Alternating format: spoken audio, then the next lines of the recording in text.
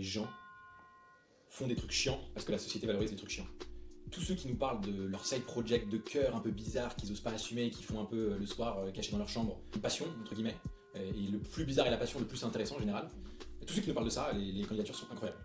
Mais tous ceux qui nous parlent des sujets dont on parle dans les dîners, qui sont valorisés en société, dont on parle dans les médias, en fait c'est tellement générique, et du coup tellement chiant, et tu tombes dans les mauvaises idées de start-up. En général, si tu as trouvé ton idée en regardant les médias, dans un dîner, c'est chiant, c'est inintéressant.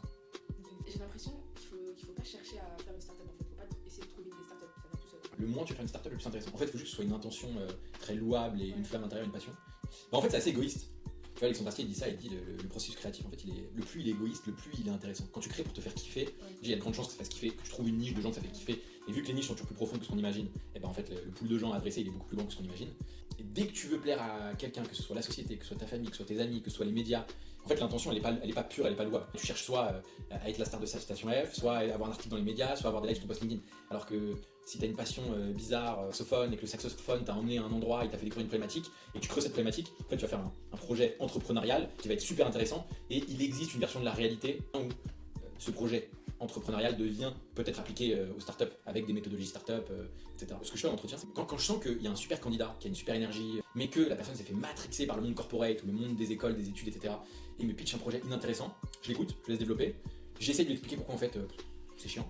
Et après, je lui dis bon, sinon, qu'est-ce que tu fais de sympa dans la vie? C'est quoi tes vices? C'est quoi les trucs que tu fais en soum-soum? C'est quoi qui te fait kiffer? Et tu tombes toujours sur une forme de singularité chez tout le monde, où en fait, tout le monde a globalement quelque chose de très intéressant à raconter. C'est juste qu'en fait, le filtre, la société crée un filtre et les gens deviennent chiants.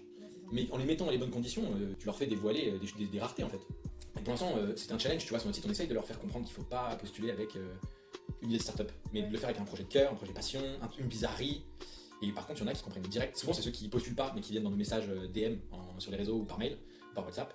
Et là, en général, ils nous parlent d'une problématique qu'ils ont sur un side project en fait. En fait, tout ce que tu fais dans ta vie en side, c'est souvent le truc le plus intéressant sur lequel tu devrais te concentrer. Mais vu que la société ne valorise pas, t'as pas les couilles de le faire. Ouais, mais en fait, je pense que tu te rends pas compte que c'est une singularité parce que tu le fais intuitivement, tu vois. Ouais, t'as raison. Le problème d'une singularité, c'est qu'en général, tu te rends pas compte que ça l'est. Avant que, on va dire, quelqu'un dont c'est le métier de détecter ça, te le dise s'il veut te le dire ou pas.